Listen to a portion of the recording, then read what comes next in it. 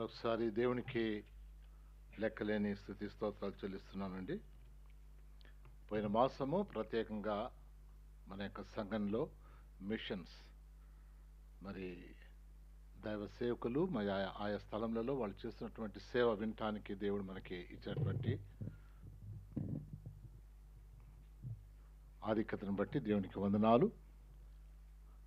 వారి యొక్క సేవ గురించి చెప్తున్నప్పుడు కొన్నిసార్లు ఎంత కష్టమైన పని మనం చేయగలమా అన్నటువంటి ప్రశ్నలు కూడా మనకు వచ్చినాయి. నాకైతే వచ్చింది. ఇప్పుడు ఈ వయసులో ఆ రీతిగా వెళ్ళి చేయటానికి నాకు శక్తి లేదైతే యవనస్తులు ఎంతోమంది చేయవచ్చు. ఆ సమయంలో దేవుని యొక్క వాక్య భాగము ఒకటి చూస్తున్నా. ఆ వాక్యం చూసిన తర్వాత కొంత ఆదరణ కలిగింది. అదేంటంటే ఈరోజు ప్రసంగ శీర్షిక బానిసైన చిన్నది. దాని గురించి చూసినప్పుడు నిజంగా దేవుని యొక్క కృప దయచేసి ఆ యొక్క బానిసైన ఆ పిక్చర్ వేయాలని కోరుతున్నానండి. బానిసైన చిన్నది, ఆ దాని చిన్ని సేవ దేవుడు ఎంత గొప్పగా దీవించాడు, ప్రోత్సాహం కలిగింది. కాబట్టి అనుకున్నాను పోయిన మాసంలో నేను ఈ మిషన్స్ అయిపోయిన తర్వాత మొట్టమొదటిగా నాకు ఒక ప్రసంగం చేయవలసి వస్తుంది, చేద్దామని దేవుడు నాకు అది కలిగించాడు. అంతేకాకుండా పోయిన వారము మనకి ఉన్నటువంటి ఆ యొక్క రిట్రీట్లో చిన్న పిల్లల్ని పెంచే బాధ్యత ఎవరిదని చెప్పారండి? తల్లిదండ్రులది. అమ్మ, ఇక్కడ కూడా ఇంకొక విషయాన్ని అక్కడ చూడగలిగినాని దేవుడు మరోసారి కన్ఫర్మ్ చేశాడండి. ఈరోజు దేవుని యొక్క వాక్య భాగం చాలా సులువైంది, చాలాసార్లు విన్నదే, కానీ మరొకసారి దేవుడు మనతో మాట్లాడాలని చిన్న ప్రార్థన చేసుకుందాం. జీవగల మా దేవ, ప్రేమగల రాజా, మరోసారి నీకు స్తుతి స్తోత్రాలు వందనాలు చెల్లిస్తున్నాం. నీ యొక్క వాక్య భాగాలు మేము ఎక్కడ చూసినప్పటికీ దేవా, అది బలమైనటువంటి వాక్యాలు, మాకు జీవితంలో మార్చేదిగా ఉంటున్నది. దాన్ని బట్టి నీకు వందనాలు చెల్లిస్తున్నాం. జీవాధిపతి, దయగల రాజా, ఈ సమయంలో మరొకసారి సంఘంగా నీ వైపు చూస్తున్నాం దేవా. ఎన్నో రీతిలుగా ఎన్నో విధాలుగా తండ్రి నీవు నీ యొక్క వాక్యంతో మమ్మల్ని నింపుతున్నావు. అనర్ఘణంగా నీ యొక్క వాక్యం బోధించేటటువంటి నీ సేవకుల ద్వారా ధ్యానించి దేవా, మరి వారిని వారు సమర్పించుకొని వచ్చేటువంటి వారిని కూడా మా దగ్గర తీసుకొచ్చారు. నీకు వందనాలు. సంఘంలో మేము దేవా, మీరు మాకు ఇచ్చినటువంటి ఆధిక్యతను బట్టి, నీ వాక్యం చదువుతున్నప్పుడు మీరు మాకు ఇచ్చినటువంటి తలంపులను బట్టి మరోసారి నీకు వందనాలు చెల్లిస్తూ నీ యొక్క కృపలో జ్ఞాపకం చేసుకుని మాతో మాట్లాడమని క్రీస్తునామమున వేడుకుంటున్నాం తండ్రి, ఆమేన్. సమయంలో చిన్న వాక్య భాగం ఇదేంటంటే, ఇశ్రాయేలీల ప్రజల దగ్గర నుండి ఒక చిన్నది చెరకొనబడినటువంటి విషయాన్ని మనం జ్ఞాపకం చేసుకుంటున్నాం. చెరగొని పోవటము అనేది చాలా కష్టమైన పని. దానియేలు గ్రంథంలో మనం చదివేటప్పుడు చూసుకున్నాం కదండి, చెరగొని పోవటం. చిన్న పిల్లల్ని చెరగొని పోతే వారి యొక్క జీవితాలు ఏ రీతిగా ఉంటాయి. అయితే దేవుని యొక్క వాక్యంలో దేవుడు తన కార్యాలని చిన్నవారితో కూడా చేస్తారన్నటువంటి విషయం ఈరోజు మనము జ్ఞాపకం చేసుకుంటున్నాం. ఈ యొక్క 2వ రాజులకు రాసినటువంటి పుస్తకంలో, ఈ రాజుల గ్రంథంలో 5వ అధ్యాయంలో మొదటి 5 వచనాల్లో ఒకసారి నేను చదివి వినిపించిన తర్వాత ముందుకు వెళ్దామండి. 2 రాజులు 5వ అధ్యాయము. సిరియా రాజు సైన్యాధిపతి అయిన నయమాను అను ఒకడు ఉండెను. అతని చేత యెహోవాయే సిరియా దేశమునకు జయము కలుగజేసి ఉండెను గనుక అతడు తన యజమానుని దృష్టికి ఘనుడై దయ పొందిన వాడాయను. అతడు మహాపరాక్రమశాలి అయి ఉండెను, కానీ అతడు కుష్ఠురోగి. సిరియనులు గుంపులు గుంపులుగా బయలుదేరి ఇశ్రాయేలు దేశం మీదకి పోయి ఉండిరి. వారచ్చట నుండి ఒక చిన్నదాన్ని చెరగొని తేగ అది నయమాను భార్యకు పరిచారం చేయుచుండెను. అది షోమ్రోనులో నున్న ప్రవక్త దగ్గర నా ఏలిన వాడు ఉండవలనని నేనెంతో కోరుచున్నాను. అతడు నా ఏలిన వానికి కలిగిన కుష్ఠరోగమును బాగు చేయునని తన యజమానురాలితో చెప్పాను. దేవుడి వాక్యం దీవించుగాక. ఇది పాత నిబంధన కదండి. ఈ అంకులకి ఇంకేం పని లేదు, ఎప్పుడు పాత నిబంధనలోంచి తీసిస్తాడు. దీని వివరణ కొత్త నిబంధన ఉంది కాబట్టి అక్కడి నుంచి ప్రారంభిద్దాం. కొత్త నిబంధన, అమ్మ కొత్త నిబంధన తీయండి. లూకాసు వార్త 25, 26, 27 వచనాలు ఒకసారి చూసుకుందాం. లూకాసు వార్త 4వ అధ్యాయము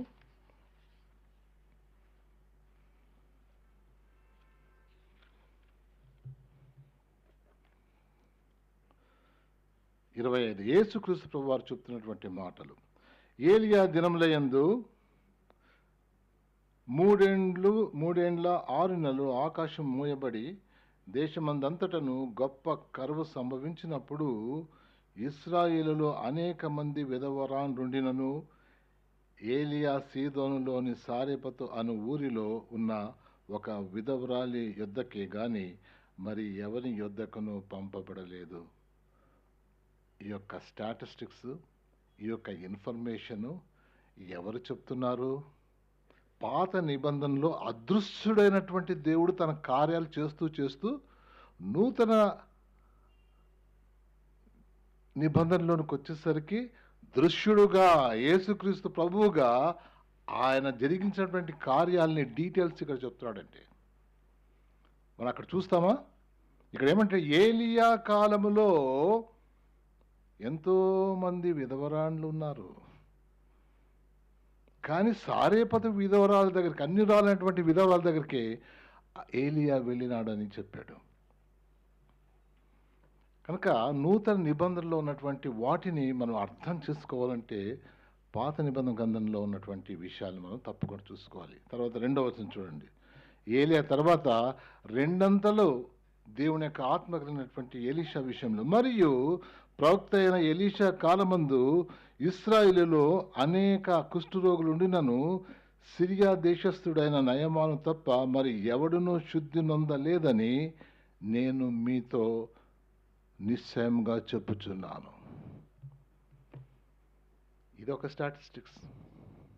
ఇశ్రాయేల్లో ఎంతో మంది అప్పుడు కుష్ఠరోగులుగా ఉన్నారు, కానీ ఒకడు కుష్ఠు నుండి విడుదల పొందాడు, స్వస్థత పొందాడు అన్నటువంటి విషయం. మరి ఇక్కడి వరకు మనం చదివితే అర్థమవుతుందా? మళ్ళీ వెళ్ళిపోవాలి. కాబట్టి అందుకని ఆ యొక్క నయమాను ఎవరో ఆ విషయాలు మనం చూడటానికి, ఆ నయమాను ఏ రీతిగా తన యొక్క కుష్ఠరోగం నుండి బాగుపడాడు ఆ విషయాన్ని ఈ ఉదయకాలం మనం జ్ఞాపకం చేసుకోవాలని అందుకని మరొకసారి 2వ రాజులు 5వ అధ్యాయము తీసి పెట్టుకుందాం. దేవుడు తన యొక్క పనిని చేయటానికి ఆయన ఏర్పాటు చేసుకున్నటువంటి విధానము ఆశ్చర్యంగా ఉంటుంది. ఆయన కార్యాలు ఎంతో సామాన్యమైనవి అయినప్పటికీ అవి ఎంతో స్పష్టంగా మనతో మాట్లాడిగా ఉంటుంది. అందుకని ఈ సమయంలో మరి సిరియా దేశంలో ఉన్నటువంటి రాజు దగ్గర ఒక సైన్యాధిపతి ఉన్నాడు. ఆయన గురించి మంచి వివరణ ఉంది, కానీ ఆయనకు విజయం కలుగు చేశాడంటే ఎవరండి? మన దేవుడు. అన్యులకు విజయాన్ని ఇచ్చే దేవుడుగా మనం అంటే మన దేవుడు మనకే కాదు, అందరికీ రాజులకు రాజు. ఏ రాజు అయినా వాడు శత్రువైనా కానీ వారికి రాజు మన దేవుడు, వారిని నడిపించేవాడుగా ఉంటాడు. అందుకనే మరి నయమాను విషయంలో దేవునికి ఉన్నత ప్రణాళిక ఉంది. కాబట్టి అందుకనే మొట్టమొదటిగా ఆయన కార్యం జరగటానికి మరి ఆ సిరియా దేశపు రాజు యొక్క మన్నన పొందటానికి దేవుడు చేసిన కార్యం అంటే, సిరియా రాజు సైన్యాధిపతి అయిన నయమాను అను ఒకడు ఉండెను. అతని చేత యెహోవాయే సిరియా దేశమునకు జయము కలుగు చేసి ఉండెను గనుక అతడు తన యజమానుని దృష్టికి ఘనుడై దయ పొందిన వాడుగా ఉండెను. అబ్బా, దేవునికి వందనాలు. దేవుడు నయమాను జీవితంలో నయమాను ఎరిగినటువంటి వాడుగా ఆయన గొప్ప కార్యం చేయనే ఉన్నాడు. ఎందుకంటే ఆ నయమాను అక్కడ బాగైన తర్వాత నూతన నిబంధనల మళ్ళీ ఆయన గురించి జ్ఞాపకం చేశాడు. అంటే తప్పకుండా ఆయన చాలా ప్రాముఖ్యమైన వాడు. దేవుడు మరి భూతకాలంలో నుండి భవిష్యత్ కాలంలోకి మనం తీసుకుని పోతూ భూతకాలంలో ఏమైతే జరిగిందో వాటన్నిటిని యొక్క వివరణలు మధ్య మధ్యలో చెప్తూ మనల్ని తీసుకుని వెళ్ళిపోయేవాడుగా ఉంటున్నాడు. ఆ విషయాన్ని చూసినప్పుడు దేవునికి వందనాలు. ఆ రోజుల్లో దేవుడు పాత నిబంధనలో గొప్ప కార్యాలు చేసేటప్పుడు ఒక్కొక్కరిని ఎవరినైతే ఏర్పాటు చేసుకున్నాడో వాళ్ళందరికీ కష్టమైన పరిస్థితుల్లో తీసుకుని వస్తున్నాడు. మన మొన్న దాంట్లో కూడా దేవుని యొక్క బిడ్డలకి కష్టాలు ఉంటాయని బాగా వచ్చింది కదండి, విన్నామా? దేవా నీకు వందనాలు. క్లిష్టమైన పరిస్థితుల్లో తీసుకొస్తాడు, కానీ వాళ్ళు అక్కడ దేవుని కొరకు జీవించేవారుగా దేవుడు చూస్తున్నాడు. ఈ యొక్క సమయంలో ఆ చిన్న దాని విషయము బైబిల్ గ్రంథంలో పాత నిబంధనలో రెండే వచనాలు ఆ స్త్రీ గురించి. 3వ వచనం నుంచి ఆ పేరుతోన మరి దేవుని యొక్క సువార్త ప్రకటింపబడినట్టుగా మనం చూస్తున్నాం. 2 వచనాలు ఈ చిన్నదాని గురించి ఏమని రాయబడింది ఒకసారి నేను చదువుతాను చూడండి. మరొకసారి 2వ వచనం 5వ అధ్యాయం 2వ వచనము. సిరియనులు గుంపులు గుంపులుగా బయలుదేరి ఇశ్రాయేలు దేశం మీదకి పోయి ఉండరి. వారచ్చట నుండి ఒక చిన్న దాని చెరగొనితేగా అది నయమాను భార్యకు పరిచారం చేయుచుండెను. మొదటి వచనంలో చెరగా కొనపోబడింది, చెరగా తీసుకొని రాబడింది, బానిసగా తీసుకొని రాబడింది. ఏమైంది? ఇశ్రాయేల్లో యుద్ధాలు 3 రకాలు ఉంటాయండి. ఒకటేంటంటే ఇదొక సైన్యం ఇదొక సైన్యం అనుకోండి, దీంట్లోంచి ఒకరు వచ్చి వాళ్ళు యుద్ధం చేస్తారు. ఎవరు గెలిస్తే వాళ్ళు గెలిచినట్టు. అదే దావీదు గొల్యాతు. ఇంకొక యుద్ధం ఉంది, గుంపులు గుంపులుగా పోయి చేసేది. దావీదు చేసేవాడు చూసాడా? సిగ్లగ్లో ఉన్నప్పుడు ఆ గుంపు మీద పేద కొట్టేది, వాళ్ళని తీసుకుని వచ్చేసేది.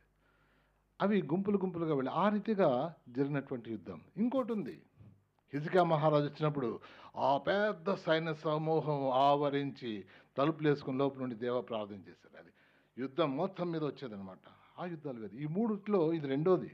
గుంపులు గుంపులుగా వెళ్ళి అక్కడ ఉన్నటువంటి వాళ్ళు ఎవరన్నా వాళ్ళని తీసుకొని రావటంలో ఈ అమ్మాయి దొరికినట్టుగా చూస్తున్నాం. చెరగా తీసుకురాబడింది. బహుశా ఈ అమ్మాయి ముందే వాళ్ళ అమ్మ నాయనని కూడా తీసుకొచ్చారేమో, లేకపోతే వాళ్ళ అమ్మ నాయన్ని చంపి ఈ పిల్లని తీసుకొచ్చారేమో తెలియదు. చిన్న బిడ్డ తీసుకొని రాబడింది. అలాంటి పరిస్థితుల్లో దేవుని కొరకు జీవించడం వీలవుద్దా? దేవుడు ప్రతి వారిని ఎదిగినటువంటి వాడుగా ఉంటున్నాడు. అందుకనే ఈ చిన్నది తన యొక్క పనులు చేసింది చూస్తే నిజంగా దేవునికి వందనాలు చెల్లించాలా. ఇక్కడ ఆ చిన్నది మొదటి వచనంలో చెరగా తీసుకురాబడింది. రెండోది తన యొక్క యజమానురాలికి పరిచారము చేస్తూ ఉండేది. పరిచారం అంటే తెలుసండి, ఈ రోజుల్లో క్షమించండి, స్త్రీలకు పరిచారం చేసేది రాదు.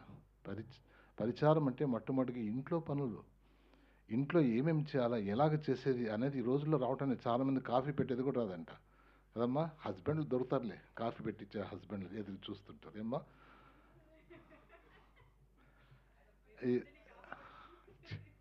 అది నా సాక్ష్యం చెప్పేసింది మా ఆవిడ అక్కడి నుంచి.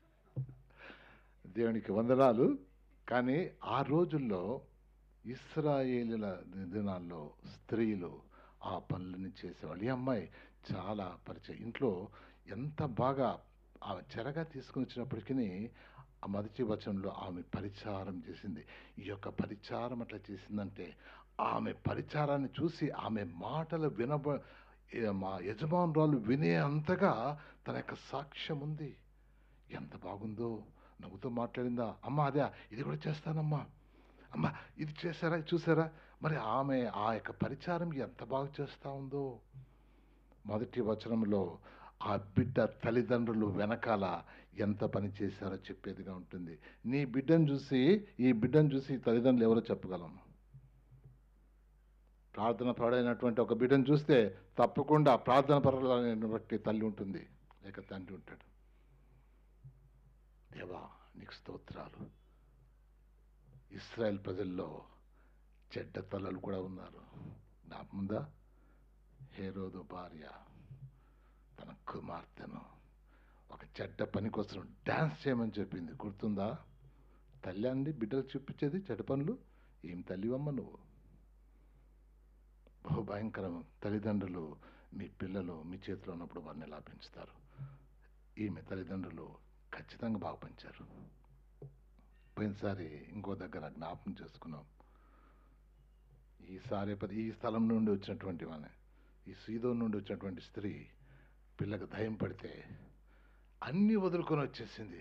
ఎంత సిగ్గైనా పర్వాలేదు, ఏసైనా కలుసుకొని నా బిడ్డ కొరకు సహాయం పొందుతాని పరిగెత్తుకుంటూ వచ్చింది. ఏం తల్లి అండి. అంతవరకు ఆమె కాపాడుకుంది.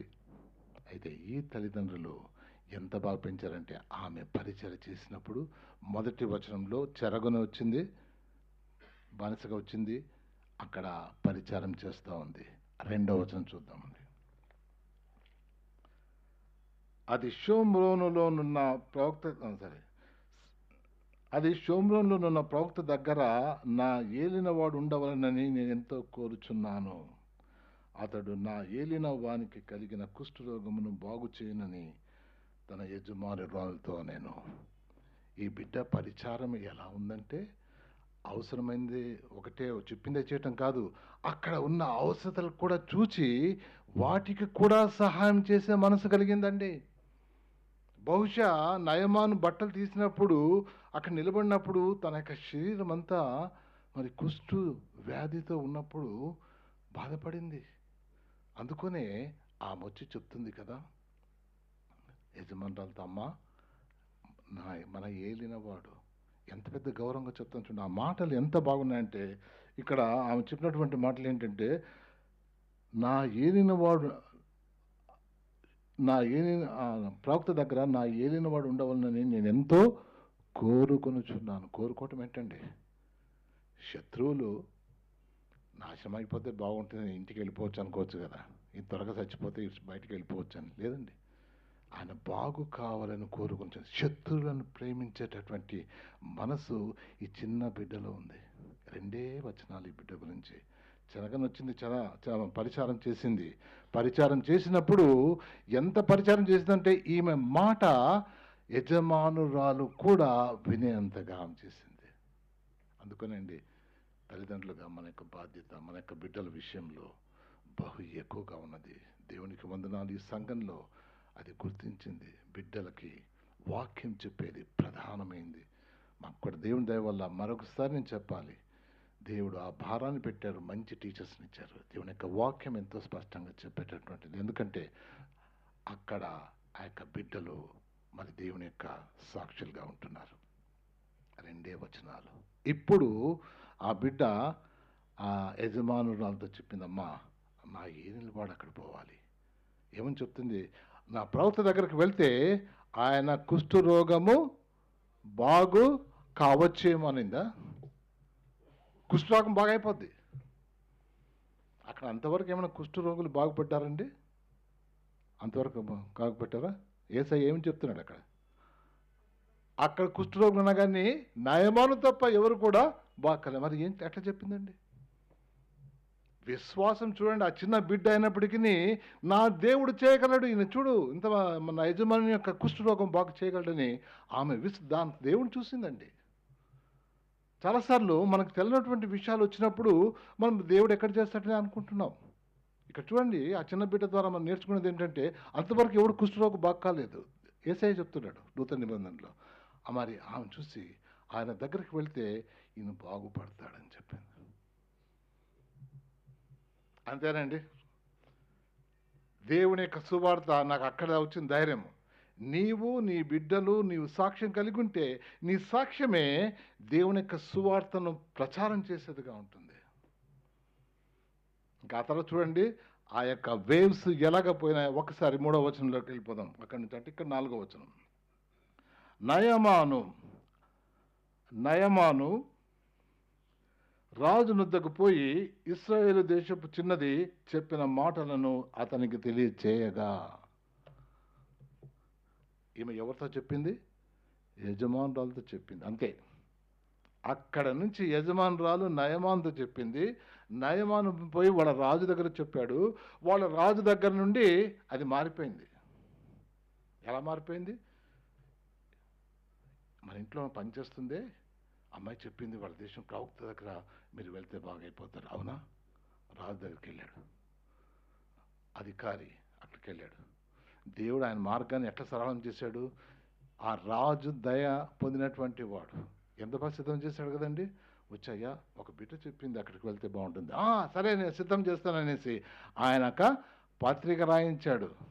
సువార్త కాస్త పత్రిక అయిపోయింది. అవునా? అనుకుందా? ఈ పత్రికను ఈ రాజు ఇంకో రాజు దగ్గర పంపించేశాడు. ఇశ్రాయేల్ రాజు దగ్గర పంపించేశాడు. దేవా, మేము చెప్పటమే దాన్ని కొనసాగించే దేవుడు నీవు. ఆ యొక్క మిషన్స్, ఆ వర్క్ జరుగుతూ ఉంటే ఎంతమంది ప్రార్థన చేశారో ఈ రోజున సువార్త ప్రకటింపబడుతూ ఉన్నది. ఎంతమంది మోకాళ్ళతో ప్రార్థన చేశారో, ఎంతమంది ఏడ్చారో ఈ రోజున సువార్త ప్రకటింపబడుతూ ఉంది. అక్కడి నుండి పత్రిక అనేది, ఆ పత్రికతో పాటు ఏమైందండి, ఆయన ఎంతో ధనము, దుస్తులు అన్నీ జమ చేసి పంపించాడు. ఆ రోజుల్లో అది గౌరవం. ఒక దగ్గర రాజు దగ్గర నుంచి ఇంకో రాజు దగ్గర పోయేటప్పుడు అది ఎంత తెలుసండి, దాని విలువ క్యాల్కులేట్ చేసి $4 million, $4 million వర్త్ నయమాను ఆ రాజు దగ్గరికి తీసుకుపోతాడు. అంటే ఇప్పుడు లేటెస్ట్ క్యాలిక్యులేషన్ జానన్న కనబట్టం లేదు, చెప్పేస్తున్నా. అవి చాలా విషయం, ఎంత పెద్ద అమౌంట్ అది. దాన్ని తీసుకొని ఎంతో గౌరవప్రదంగా వెళ్ళాడు. వెళ్ళిన తర్వాత అక్కడ జరిగింది ఏంటి, నేను చెప్పే పని ఆ రాజు చదివాడు. రాజు చదివిన తర్వాత రాజు ఉనికిపోయి బట్టలు చింపేసి ఆయన దగ్గర నుంచి ఒక మెసేజ్, ట్రూత్ వచ్చేసింది. చూస్తారా? ఈ యొక్క మాటలు మరొకసారి చూద్దామండి. ఈ యొక్క వాక్య భాగాలు చాలా ప్రాముఖ్యమైనవి. చూడండి, ఆ యొక్క రాజు దగ్గరికి వెళ్ళిన తర్వాత 7వ వచనంలో, ఇశ్రాయేలు రాజు ఈ పత్రికను చదివి వస్త్రములు చింపుకొని చంపుటకును బ్రతికించుటకును నేను దేవుడనా? మనుషులు చంపటం కానీ మనుషులు బతికించడం కానీ దేవుని పని అయింది. కుష్ఠరోగులను బాగు చేసే దేవుని పని నేను చేస్తున్నానా? ఎంత సత్యం చెప్పేసేవయ్యా, మనుషుడు చేయగలడా ఈ పని? ఆ పత్రిక చదివిన తర్వాత దేవుడు అక్కడ తన కార్యం ప్రారంభించేశాడు. బట్టలు చింపేసుకున్నాడు. ఈ బిడ్డ చెప్పినటువంటి మాటల ప్రకారం అక్కడ వెళ్ళిపోయింది. ఎవరు చేస్తారు? ఆ దేశంలో ఉన్నటువంటి ఈ రాజుకి ఇంకా తెలియదు అక్కడ ఎవరున్నారు. బాగు చేసి ఆ ప్రవక్త కూడా అదే ఊర్లో ఉన్నాడు, సొమ్రంలో ఉన్నాడు, కానీ ఆయన సంగతి తెలియదు. ఇక్కడి నుంచి దేవుడు తన కార్యాన్ని ప్రారంభించాడు. ఈయన బట్టలు చింపుకున్న చూసి అక్కడ ఎలీషా ఒక వ్యక్తిని మధ్యలో పంపించాడు. ఎలీషా ఎట్లా చూశాడండి? వీళ్ళు పోయి అక్కడ ఎవరైనా ఉంటే రాత్రి చెప్పేవాళ్ళు, అయ్యా అక్కడ ఉన్నారు, భయపడద్దు, నువ్వు ఏడవద్దయ్యా, ఇక్కడ ఒక ఆయన నాడు చెప్పచ్చు కదా, ఎవరు చెప్పినట్టు కనబడటం లేదు. అక్కడ దేవుని యొక్క వాక్యము ఆయనకు వినబడినట్టుగా చూస్తున్నాం. దేవుని యొక్క ఆ దైవజనుడు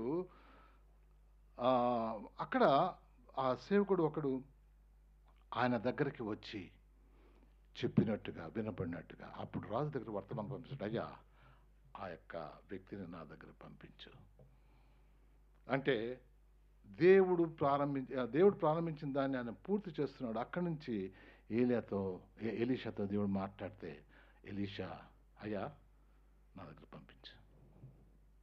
అప్పుడు నయమాను ఈ యొక్క ఎలీషా ప్రవక్త దగ్గరికి వచ్చాడు. ఎట్లా వచ్చాడండి? గుర్రాలు రథాలతో. ఎందుకంటే సైన్యాధిపతి అంటే ఎంత పెద్ద మినిస్టర్ వస్తుంటే మామూలుగా వస్తుంటే అంటే 4-5 కార్లన్నీ ఈజీగా వస్తాయి. దాని విజిల్స్ ఆయన ఎక్కడున్నాడో తెలియదు దాంట్లో కదా. అంత అట్టహాసంతో రాజు ఎలీషా దగ్గరికి రావటం జరిగింది. ఇక్కడ ఎలీషా స్పందన చూడండి. నిజమైనటువంటి దైవ సేవకులు ఏ రీతిగా ఉండాలో ఈ రోజున మనకు ఆయన జీవితం ద్వారా తెలియజేయబడతా ఉంది. ఆయన అట్టహాసంతో చక్క నిలబడ్డాడు. లోపల ఎలీషా ఉన్నాడు. ఎలీషా బయటికి రాలేదు. ఎందుకు రాలేదు? హిందువులకి వేరే వాళ్ళకి అన్నిలకి వాళ్ళకు ఉంది ఏంటంటే, పెద్దవాళ్ళు కనబడగానే నమస్కారం పెట్టేస్తారు. బహుశా అదొక రీజన్ ఏమో నాకు తెలియదు, నేను అనుకున్నాను. రెండోది, తనకి ఘనత రాకుండా లోపల ఉండి దేవుని మహిమ కొరకు అక్కడి నుంచి ఒక దాసుని పంపించి, ఒక ఆయన పంపించి, అయ్యా నీవు అక్కడికి వెళ్ళి ఆ నదిలో 7 సార్లు నువ్వు మునుగు. యోర్దాను నదిలో కదండి. అక్కడికి వెళ్ళి 7 సార్లు నువ్వు మునిగి చేస్తే నీ యొక్క కుష్ఠరోగం బాగా అయిపోతుంది. ఎంత భక్తితో పోయినప్పటికీ మనకి బాగా ఈగో ఉంటుంది కదండి. కోపం వచ్చేసింది. రథాలేంటి, గుర్రాలేంటి, ఆ దేశం నుండి నేను ఎంత గొప్పవాడిని, ఇక్కడికి వస్తే బయటకు వచ్చి ఒకసారైనా చూసి మాట్లాడచ్చు కదయ్యా.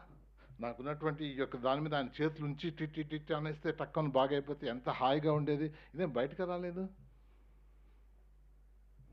వెళ్ళి ఆ యొక్క నదిలో 7 సార్లు మునిగితే బాగైపోతావు. చాలా కోపంగా తిరిగి వెళ్ళిపోతా ఉంటే ఆ పక్కన ఒక ఆయన చెప్తున్నాడు కదా, రాజా ఒక చిన్న చేయమన్నాడు, ఆ చిన్న చేయటానికి నువ్వు ఎందుకు వెనక వాడుతున్నావు? ఒక పెద్ద చెప్పింటి చేసినవాడు కదా, ఒక చిన్నది ఏమన్నాడు, అదో యోర్దానులో 7 సార్లు మునుగు, బాగా చిన్నది. చాలాసార్లు దేవుని యొక్క వాక్యం చిన్నగా మనకు వినబడితే అర్థం కాదు. ఏంటిది? విలేజ్లో ఎవడన్నా చదువురానటువంటి పాస్టర్ మాట్లాడడం కాదు, ఏందా ఇట్లా మాట్లాడతాడు, చూడద్దు. దాంట్లో మాటలు చూడు, ఆ ప్రసంగాల్లో ఆయన చెప్పినటువంటి మాటలు ఈరోజు నీకు తగులుతున్నాయా? దేవునితో మాట్లాడు, దాన్ని చూడు, మనిషిని చూడద్దు. ఆ చిన్న పని చూడొద్దు. మా దేశంలో, మా హైదరాబాద్లో పోతే మీరు పోండి, అక్కడ సిఎస్ఐలో క్యాసిక్స్ వేసుకొని అక్కడి నుంచి మా బిషప్ వచ్చి దిగొచ్చి చెప్తుంటే ఎంత బాగుంటుంది. అవసరం లేదు. ఆ విలేజ్ పాస్టర్ ఒక చిన్నది ఏదైనా, దేవుని యొక్క వాక్యం ప్రాముఖ్యమైంది, కానీ మనుషులు కాదు. అందుకనే చెప్తాండి, ఒక పెద్ద చెప్పింటి చేసేవాడు కదయా, చిన్నది ఏమన్నాడు దాంట్లో మునుకు పోతే పోయింది, ఇక్కడ ఉంది కదా యోర్దాను మునుకు, సర్లే అని దిగిపోయి 7 సార్లు 1 2 3 4 5 6 7సారి దిగిన తర్వాత, అరే చిన్న పిల్లల వలె అలాంటి శరీరం వచ్చిందంట. ఆయన చిన్నప్పుడు కూడా చూసుకున్నాడు లేదు, అంత అందంగా ఉండేవాడు. Handsome man having the skin of a child.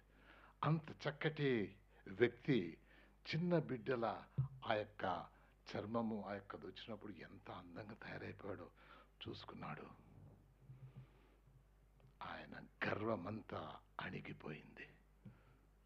ఈయన దగ్గర నుండి యోర్దానికి వెళ్ళిన తర్వాత మళ్ళీ తిరిగి వచ్చే అవసరం లేదని అట్లే వెళ్ళిపోవచ్చు. ఇప్పుడు ఆయన తిరిగి వచ్చాడు, మారిన మనసు. అక్కడ ఆయన చూసింది ఏంటంటే, ఈయన యొక్క కుష్ఠరోగం మాత్రమే కాదు, ఆయన నిండా పాపం ఉంది, అది కూడా కడగబడాలి. అందుకొని నేను వాడు వెళ్ళిపోయి పంపించేస్తాడు. నీ గర్వం అంతా అణిగిపోవాలి, అందుకని బయటికి రాలే. ఎలీషా లోపల నుంచి నువ్వు వెళ్ళిపోమని చెప్పాడు, వచ్చాడు, మునిగాడు, శరీరం బాగైంది. అది పెద్దది కాదు, నీ పాపపు రోగాన్ని కూడా కడిగివేయాలని దేవుని యొక్క ప్రణాళిక. వెళ్ళు, దేవుని మాట ప్రకారంగా నువ్వు అక్కడ వెళ్ళి చేసే. మనం చాలాసార్లు గమనించాల్సింది, దేవుడు మనకి ఇచ్చిన జవాబులతోనే మనం సంతోషించుకో, తృప్తి పడకూడదు. దానికి మించింది ఉంది. దేవుడు నీకు ఈ సహాయం చేస్తున్నాడు. నువ్వు ఆత్మీయంగా నీకు విశ్వాసంలో బలపడాలా, దేవుని యొక్క ఉన్నత స్థితిని అర్థం చేసుకోవాలా. అది నీకు ఆశీర్వాదకరం. ఎందుకంటే దాని ప్రకారంగా తిరిగి నువ్వు జీవించాలా. అన్నింటిలో సమస్యలు మళ్ళీ వచ్చినప్పుడు ఆ రీతిగా దేవుని వైపే తిరగాలి. మరి ఎన్నో ఆత్మీయ విషయాలు నేర్చుకోవటానికి మనం చూడాలి, కానీ నాకు ఏదో అవసరం ఉంది తీర్చేశాడు కానీ అక్కడ కుండిపోవటం కాదు. ఇక్కడ దేవుడు ఒక గొప్ప పాఠాన్ని నేర్పిస్తున్నాడు. ఆయన వెళ్ళిన తర్వాత చిన్న బిడ్డ లాంటి ఆ యొక్క శరీరం. దేవునికి వందనాలు. ఈ బిడ్డ ఏం చేసింది? కేవలం అమ్మ, మా ఊళ్ళో మా ప్రవక్త దగ్గరికి వెళ్ళిపోతే అయ్యగారు బాగైపోతారు. వెళ్ళాడు, బాగైపోయాడు. ఇప్పుడు చాలామంది పాస్టర్లకు వచ్చే టెంప్టేషన్, మళ్ళీ తిరిగి వచ్చేసాడు. చూడండి ఒకసారి వాక్య భాగం చూద్దాం. ఈ యొక్క వాక్య భాగాలు చూస్తే 15వ వచనం. అప్పుడు 15వ వచనం. అప్పుడు అతడు తన పరివారంతో కూడా దైవజనుని దగ్గరికి తిరిగి వచ్చి అతని ముందర నిలిచి, చిత్తగించుము, ఇశ్రాయేలులోనున్న దేవుడు తప్ప లోకమంతటి యందును మరి ఒక దేవుడు లేడని నేను ఎరుగుదును. ఇప్పుడు నీవు నీ దాసుడనైన నా యొద్ద బహుమానం తీసుకునవలనని అతనితో చెప్పగా. బహుమానం చిన్న బహుమానం అండి, ఉన్నట్టుండి $4 మిలియన్ అంటే మాటలు కాదు, చాలా పెద్దది. మళ్ళీ క్యాల్కులేట్ చేసినటువంటి వాళ్ళు చెప్పినటువంటి మాటలు అక్కడ ఆ రోజులను బట్టి. దాన్ని ఆ పక్కలో ఆయన సేవకుడు అల్లాడిపోతున్నాడు. ఎందుకంటే ఈయన జవాబు చూడండి. అప్పుడు ఎలీషా చెప్పింది చూడు, ఎలీషా, ఎవని సన్నిధిని నేను నిలవబడి ఉన్నానో ఇశ్రాయేలు దేవుడైన ఆ యెహోవా జీవం తోడు నేనేమయో తీసుకున్నానని చెప్పాను. దేవునికి వందనాలు. ఎంతమంది ఉన్నారు అలాంటి సేవకులు ఈ రోజున? డబ్బులు తీసుకోమండి, మేము రక్షణ ఉచితంగా పొందినాము, మీరు ఉచితంగా చేయండి, వినండి, అంతే. మీరు డబ్బులు ఇచ్చే పని లేదు. అంతేకాదు అన్యులైనటువంటి వాళ్ళ కదా ఒక ఆచారం, ఏమైనా చేస్తే లాభం. రేపు పొద్దున ఇంటికి పోయినది ఏమంటే, ఎట్లా బాగైనామంటే, ఏముందండి నేను డబ్బులు ఇచ్చినాను, బాగా అయిపోయినా వచ్చినాను. నో, నేను డబ్బులు తీసుకోను. దేవుని యొక్క సేవ సువార్త చెప్పేటప్పుడు దయచేసి ఇది చాలా ప్రాముఖ్యమైనటువంటి విషయం. ఆమె ఏం డబ్బులు తీసుకుందండి? ఆ చిన్నపిల్ల కృతజ్ఞత చెప్పింది సంతోషంగా, ప్రేమించి చెప్పింది, ఆయన బాగైపోతాడు వెళ్ళిపోండి అని. ఆ నయమాను విన్నాడు, ఆయన ప్రకారం చేశాడు, బాగైపోయాడు. ఇప్పుడు నేను చేయను, జీవము కలిగినటువంటి దేవుని సన్నిధానంలో ఉన్నాడు అన్నటువంటి మాట. దేవునికి వందనాలు. అందుకనే అక్కడ మాట్లాడినటువంటి విషయాలు ఈయన ఎరిగినటువంటి వాడుగా పిలువనంపించి ఆయన బాగు చేసినట్టుగా చూస్తున్నాం. ఎన్ని నేర్చుకున్నామండి? చిన్న బిడ్డ తన శక్తి వంచన లేకుండా తను పనిచేసింది. ఆ సువార్త వచ్చింది. ఆ సువార్త విన్నవాడు దేవుని వాక్యానుసారంగా విని విధేయత చూపించాడు, బాగుపడ్డాడు. ఇప్పుడు తన యొక్క జీవితంలో కుష్ఠరోగమే కాదు, పాపము నుండి ఆయన తొలగింపబడ్డాడు, నూతన జీవితంలోనికి వెళ్ళిపోయాడు. అందుకని ఆయన యొక్క రెస్పాన్స్ ఇంకొకసారి చూద్దాం. ఎలీషా మాటలు చెప్పిన తర్వాత, యెహోవా జీవంతోడు నేనేమి తీసుకున్నానని ఆయనతో చెప్పాను. నయమాను అతనిని ఎంతో బతిమాలి నన్ను అతడు ఒప్పకపోయాను. అప్పుడు యెహోవాకు తప్ప దహన బలినైనను మరి ఏ బలినైనను ఇతరమైన దేవతలకు నేను ఇకను అర్పింపను. నా ఆయనే దేవుడు, ఆయన తప్ప నేను ఎవరిని కానీ పూజించను. అయితే నాకు చిన్న సహాయం చేయమని అడుగుతున్నాడు. ఏమని అడుగుతున్నాడు? 2 కంచర గాడిదలు మోయిపాటి మన్ను నీ దాసుడనైనా నాకు ఇప్పించకూడదా? ఈ దేశపు మన్ను 2 గాడిదలు మోసేంత తీసుకు. ఎందుకండి దేవుడు పాత నిబంధన గ్రంథంలో మనం చూస్తామని పోము అక్కడికి. కానీ మరి చాలామంది ఆయన బిడ్డలు దూరంగా వెళ్ళినప్పుడు వారు దేవునికి బలి అప్పగించవలసి వచ్చినప్పుడు ఏంటంటే మట్టితో వాళ్ళు ఒక బలిపీఠాన్ని కట్టి అక్కడ దేవునికి వాళ్ళు బలి ఇచ్చినప్పుడు దేవుడు వాళ్ళ దగ్గరకు వచ్చి వాళ్ళని ఆశీర్వదిస్తానన్నటువంటి మాటలు. మరి ఈయనకి ఎవరు చెప్పారో తెలియదు, కానీ మట్టి ఇవ్వగలుగుతా అంటే నేను వెళ్ళిపోయి నా యొక్క దేవునికి, నేను నమ్మినటువంటి దేవునికి బలిస్తాను నేను అన్నటువంటి మాటలు ఎంత గొప్ప విషయం. ఈయనే దేవుడు, ఈయన తప్ప నేను ఎవరు పూజించను. అయితే వెంటనే నూతనంగా రక్షింపబడినటువంటి వాడు కాబట్టి, అయ్యా ఒక్క విషయం నాకు క్లారిటీ కావాలా, రిమ్మోను దేవత దగ్గర నా రాజుతో పాటు నేను వెళ్ళటం అనేది నా బాధ్యత. అక్కడికి వెళ్ళినప్పుడు నా రాజు దాన్ని పూజిస్తున్నప్పుడు నా రాజు నా చేతుల మీద పడి దానికి వంగాల్సినప్పుడు నేను సాయం చేయాలా? నేను వంగుతాను, అప్పుడు మన దేవుడు క్షమిస్తాడా నన్ను? అక్కడ పరిశుద్ధాత్మ దేవుడు దాంతో మాట్లాడేస్తున్నాడు. దేవుడే అని చెప్పేశాడు. ఇక్కడికి వచ్చిన తర్వాత మళ్ళీ నా ఉద్యోగ రీతిగా నేను ఆ రిమ్మోను గుడిలో వెళ్ళాలా, మరి రాజుకు నేను సహాయం చేయాలి, అలాంటప్పుడు నేను వంగితే ఆ దేవుడు క్షమిస్తాడా? ఎలీషా చెప్పిన మాటలు 19, నెమ్మది కలిగి పొమ్మని అతనికి సెలవిచ్చాను. అతడు ఎలీషా యొద్ద నుండి వెళ్ళి కొంత దూరం సాగిపోయాను. బాబా నెమ్మదిగా పోయిరా. కొత్తగా మనం రక్షింపబడినప్పుడు రూల్స్ రెగ్యులేషన్ మనం విధించకూడదండి. వాళ్ళు నేర్చుకొని ముందు దేవుని వైపు వచ్చేసాడు.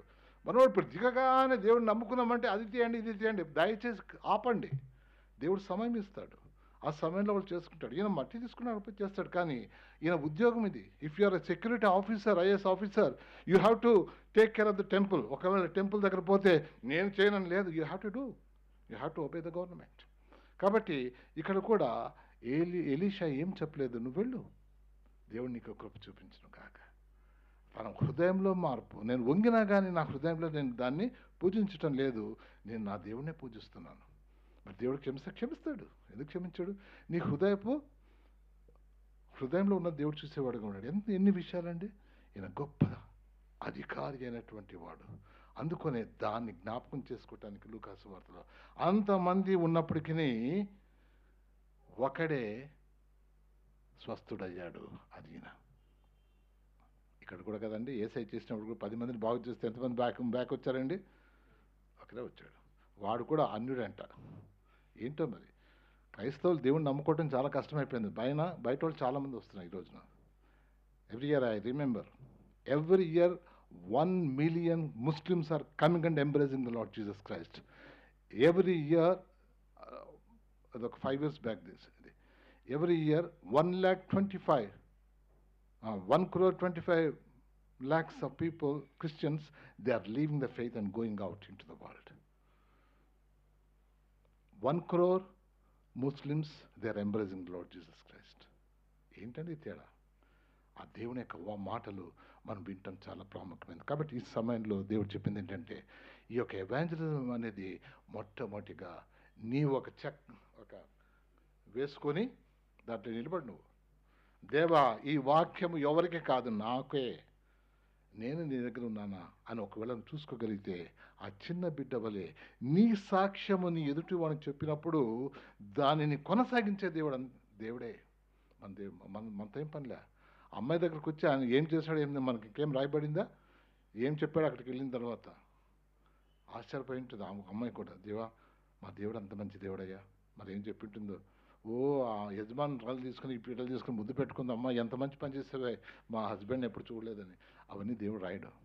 అసలైంది ఆయన అక్కడికి వెళ్ళాడు, స్వస్థత పొందాడు.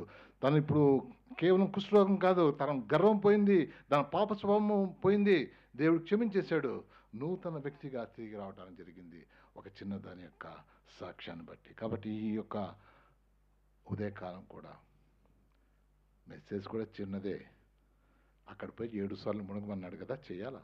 కాబట్టి దేవుడు ఇప్పుడు కూడా చెప్తానేది, నీ సాక్ష్యము చాలా ప్రాముఖ్యమైంది.